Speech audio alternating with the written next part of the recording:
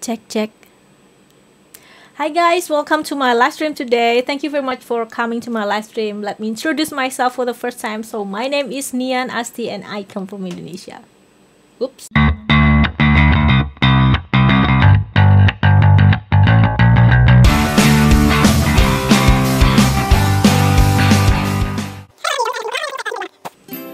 Hai guys, selamat datang di channel YouTube saya Nian Asti Ningrum. Perkenalkan, nama saya Nian Asti Ningrum. Umur saya 36 tahun dan saya ibu dari 2 orang anak. Yang pertama berumur 10 tahun dan yang kedua berumur 6 tahun. Kegiatan saya saat ini full time ibu rumah tangga yang sebut saja menekuni hobi sejak tahun 2019. Hobi saya banyak, saya suka menulis, saya suka menyanyi, saya suka menggambar. Walaupun gambar saya sebenarnya nggak bisa dibilang bagus, tapi saya menikmati sekali menggambar. Saya baru mulai menggambar itu dari tahun 2020 mungkin. Jadi dari dulu saya suka gambar, tapi pada saat saya remaja itu saya menemukan bahwa menggambar itu stressful karena saya orangnya perfeksionis sekali. Jadi gambar satu gambar aja bisa ngabisin 1 buku gambar.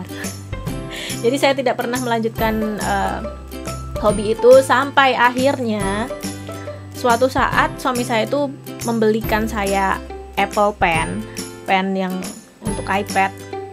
Dan kemudian dari situ saya iseng mulai coba gambar dan ya, akhirnya saya menemukan kesenangan kembali dari menggambar itu. Karena kalau kita gambarnya di iPad atau apa ya istilahnya digital ya, itu kan bisa dihapus, bisa dipindahin, bisa dibikin simetris dan sebagainya. Jadi itu jadi hal yang menyenangkan buat saya, nggak lagi stressful kayak dulu. Kalau dulu kan harus dihapus, terus habis itu udah jelek, dihapusnya udah item-item, pindah lagi ke halaman lain dan sebagainya. Itu kalau soal menyanyi, ya itu juga hobi saya dari masih kecil. Jadi ibu saya sering cerita kalau dulu sebelum saya masuk sekolah pun saya itu setiap pagi selalu udah minta mandi, terus pakai baju warna merah, baju princess kayak gitu, terus pakai tas merah, pakai sepatu merah. Terus saya selalu setel lagu dan saya joget-joget di depan kaca. Iya. Tapi lagi-lagi kendalanya adalah saya itu pemalu banget dulu. Jadi oke, kalau kata orang sih suara saya lumayan gitu, tapi saya tidak pernah kayak remaja-remaja yang lain mungkin ya, yang bisa all out gitu, yang bisa terus dia menyalurkan hobinya dengan ikut band atau ikut paduan suara atau apa. Saya selalu merasa kalau gimana kalau aku nggak bagus, gimana kalau aku gagal dan sebagainya gitu. Terus menulis yes, saya suka menulis dari mungkin tulisan pertama itu dari SMP itu saya mulai menulis diary dan itu berlanjut terus. Jadi menulis diary itu kayak stress release kalau untuk saya, dan mungkin itu juga yang menyelamatkan saya jadi akhirnya tidak terlalu depresif. Karena ya somehow saya menyadari kalau sekarang setelah dewasa saya menyadari kalau memang diri saya sedikit rawan karena saya cenderung melankolis. Bukan cenderung sih, kayaknya ekstrim melankolis. Tapi di sisi lain juga saya itu punya mungkin secondary kepribadian saya itu adalah koleris. Jadi itu kayak sering terjadi pertentangan antara diri saya sendiri. Saya ingin tampil, saya ingin menunjukkan kalau saya bisa gitu, tapi saya nggak berani, saya takut gagal. Ya, jiwa perfeksionis si melankolis itu selalu menghalangi saya, tapi jiwa koleris saya selalu ayo dan akhirnya yes. Jadinya timbulnya saya jadi sangat pemalu waktu itu. Jadi saya tidak pernah menekuni hobi menyanyi, itu pun dari kecil sampai remaja, dan baru setelah bekerja karena banyak hal, ada banyak sekali hal sampai akhirnya saya mulai ikut lomba, saya mulai nge-push diri saya, kamu harus, hidup itu cuma sekali, kenapa kamu nggak coba? Seperti itu. Itu mungkin saya akan cerita lebih banyak tentang apa yang terjadi dalam hidup saya di channel ini juga. So, kalau kamu belum subscribe, yes, tolong di subscribe guys, supaya saya lebih semangat bikin kontennya untuk share sama kamu semua. Gitu. Terus saya juga banyak menulis tentang psikologi, karena ya saya dulu sempat kuliah psikologi. Saya ngambil jurusan psikologi pada saat kuliah S1, dan ya itu satu ketidaksengajaan sebenarnya, bisa dibilang tidak sengaja. Maksud saya itu bukan pilihan pertama saya, dan saya sempat merasa salah jurusan karena saya pemalu. Bagaimana saya mau jadi psikolog kalau saya pemalu? Dan saya pun waktu itu bukan berasal dari jurusan IPA ya. Waktu itu saya masuk ke Fakultas Psikologi UGM, di mana psikologi itu masuknya jurusan IPA IPS waktu itu, maaf, IPS ya. Saya dari jurusan IPA. Dan saya tuh beneran nggak pernah belajar soal IPS waktu itu. Saya hanya just like throwing chance, maksudnya coba kesempatan yang lebih besar, ambil IPC, karena kalau IPC waktu itu kan jurusannya bisa milih 3, mix antara IPA dan IPS, dan jurusan IPS saya nggak ada ide sama sekali. Akhirnya kayak apa ya, nothing tulus, udahlah psikologi aja gitu, karena saya memang tidak ada ekspektasi untuk masuk ke sana. Saya juga bingung sih sebenarnya jalan pikiran saya waktu itu gimana, cuman ya that is what I think that time. Jadi yang saya pikirkan waktu itu ya kayak gitu, begitu. Terus ya dari sana ya saya merasa itu nggak kayak salah jurusan ya. Semester pertama itu saya merasa salah jurusan. Saya sempat nangis-nangis dan kayak aku ambil nggak ya kuliah ini gitu, karena saya merasanya aku nggak bisa deh gitu. Aku tuh bukan orang yang percaya diri untuk ngomong kayak gitu. Tapi ya akhirnya dijalanin aja dengan janji bapak saya waktu itu yang nanti tahun depan kalau kamu memang merasa nggak cocok, kamu ambil lagi jurusan lain, kamu jalanin dulu aja. Oke. Dan somehow semester 1 yes, tiarap. Saya benar-benar merasa kayak really out of my comfort zone. Jadi benar-benar kayak saya kayaknya aku nggak bisa deh, kayaknya aku nggak bisa. Berkali-kali saya merasa nggak bisa. Semester kedua somehow saya kayak terbuka pikiran saya. Mungkin Tuhan memang memberikan saya kesempatan dan masuk ke fakultas ini supaya aku bisa menemukan jawaban dari pertanyaan-pertanyaanku selama ini, bisa merubah diri saya yang waktu itu saya bilang saya pemalu banget, tapi selalu ada pertentangan dalam diri saya. Kalau seandainya saya selalu berpikir kalau seandainya saya hanya pemalu aja, itu tuh gak akan jadi masalah gitu loh. Saya menerima diri saya yang pemalu, pendiam dan sebagainya, tapi saya tuh nggak bisa kayak gitu. Dalam diri saya tetap ada dorongan untuk kamu harus tampil, kamu harus tunjukin ke sama orang apa yang kamu bisa. Seperti itu. Jadi okay, I will try. Dan of course juga ada beberapa masalah psikologis ya. Maksud saya yes. Jadi pemalu saya itu sangat parah, akut sekali. Jadi saya tuh mau nyapa orang itu deg-degan, dan saya sering kali tuh udah belok aja walaupun kita tuh udah ketemu mata gitu ya.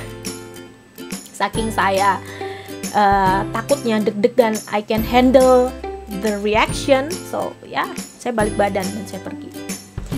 Ya, itu sudah nggak sehat menurut saya kayak gitu. Nah, itu cerita tentang fakultas psikologi. Ya, jadi itu kenapa saya suka share juga tentang psikologi di akun Instagram saya. Kenapa? Karena somehow ya saya ingin share apa yang saya tahu untuk mungkin teman-teman saya yang ada di Instagram. Terus saya juga ada personal blog. Personal blog ini, aduh saya lupa ini dari tahun berapa ya. Kayaknya itu pas anak pertama saya lahir, itu tahun 2011. Kalau tidak salah 2011. Saya tuh nggak pernah berpikir kalau akan bikin blog atau seperti apa. Tapi waktu itu suami saya itu adalah orang yang selalu bilang, come on gitu. Kamu tuh bisa nulis, kenapa kamu tidak pernah menulis gitu. Terus akhirnya saya waktu itu udah mikir, oke, kayaknya media yang paling masuk akal ya tanpa sebenarnya tanpa apa ya, maksudnya tanpa target, ya udah saya nulis blog aja gitu. Dan saya mulai nulis dari situ tuh. Mungkin pas anak saya umur 6 bulan atau berapa saya lupa, tapi itu tahun 2011 ingat saya. Terus this platform YouTube. Jadi di YouTube channel pertama itu saya fokuskan untuk konten musik. Jadi kalau teman-teman mau lihat, saya di situ banyak posting cover, kebanyakan sih dari rekaman pas saya live streaming, tapi beberapa juga saya niatkan, saya semacam bikin kayak video klipnya, walaupun video klipnya juga cuma saya nyanyi karena semuanya itu dikerjakan sendiri. Jadi untuk apa sih ambil video apalah istilahnya ya, saya sebenarnya nggak terlalu ngerti ya soal musik. Maksudnya untuk production mungkin kayak semacam masteringnya tuh everything is rely on me, jadi semuanya saya kerjakan sendiri. Jadi ya ala kadarnya ya, tapi lumayan bagus kok. Promosi. Oke, terus gimana dengan channel YouTube Nian Astiningrum ini? Nah, di sini saya mau lebih memfokuskan ke diary atau vlog kehidupan sehari-hari saya sebagai ibu rumah tangga yang mencoba untuk tetap, bukan mencoba sih, tapi memang itu adalah hal yang menyenangkan untuk saya gitu, untuk tetap kreatif, untuk tetap berusaha produktif, tapi juga gimana caranya untuk manage rumah dan anak-anak dan suami tentu aja. Terus saya juga akan nyinggung mungkin tentang psikologi, karena seperti yang saya bilang, saya merasa kalau saya tuh diberkahi sekali dengan waktu itu saya bisa masuk ke fakultas psikologi, walaupun itu bukan pilihan pertama saya. Saya merasa diberkahi sekali, dan one time pada saat saya merasa saya tuh lebih sehat mental sekali gitu. Saya lebih ekspresif, saya kayak lepas dari belenggu gitu ya. Itu saya pernah bilang pada diri saya sendiri, kalau saya ingin share pada orang, ya mungkin ada beberapa atau banyak, saya tidak tahu, orang yang juga mengalami kesulitan seperti yang saya alamin dulu, mungkin juga sangat pemalu, atau juga ya, if we are say about, kalau kita ngomongin tentang pengasuhan, ya ada pergolakan juga di sana. Jadi saya pengen share tentang gimana sih saya keluar dari apa ya, sebut saja belenggu saya sendiri, belenggu psikologis yang itu timbul dari kepribadian saya, of course kepribadian saya yang melankolis, dan juga pengasuhan yang mungkin tidak terlalu tepat dengan kepribadian saya itu. Terus saya mau share juga tentang insight yang ya kita nggak tahu apa yang akan perjalanan hidup ini akan membawa kita kemana sih, dan karena saya tuh suka mikir, jadi saya ingin share pemikiran saya tentang kejadian yang ada di kehidupan ini. Terus of course tentang anak-anak, mungkin saya akan share tentang kegiatan main kita, tentang yang saya niatkan, saya pengen share tentang, saya mau ngajarin belajar anak kedua saya, karena kemarin pandemi, jadi TKA setengah tahun belajar online, TKB belajar online, dan dia belum bisa baca sekarang. Jadi saya niatkan, saya mau ajarin dia belajar baca, maksudnya ajarin dia baca gitu. Mungkin saya akan post juga tentang itu. Nah, tadi saya sempat cerita kalau dulu tuh, kalau saya jadi full ibu rumah tangga itu dari tahun 2019. Sebelumnya saya ngapain? Of course dia tetap ibu rumah tangga, cuman waktu itu saya sempat kerja di sebuah BUMN di Indonesia, yang selalu dimarahin kalau mati listrik. Ya, saya kerja di sana itu sekitar 11 tahun. Jadi saya mulai masuk OJT, on the job training, itu tahun 2008 dan resign di 2009. Kenapa resignnya mungkin saya akan cerita di video YouTube yang lain. Oke, jadi begitu ceritanya teman-teman. Itulah kira-kira perkenalan saya. Harapannya semoga konten-konten yang saya buat di sini bisa menjadi insight juga buat teman-teman. Bisa jadi insight atau bisa jadi hiburan atau apapun. Pokoknya sesuatu yang bermanfaat untuk teman-teman semua. Kurang lebih seperti itu. Dan sekali lagi jangan lupa untuk subscribe ke channel YouTube saya supaya saya lebih semangat untuk bikin konten lagi dan sharing pada teman-teman semua. Kalau ada pertanyaan atau apapun, or just show your love, maksudnya nanya atau apapun lah ya, silahkan komen di bawah. So, ya, itu perkenalan saya. Terima kasih dan sampai jumpa di video-video berikutnya.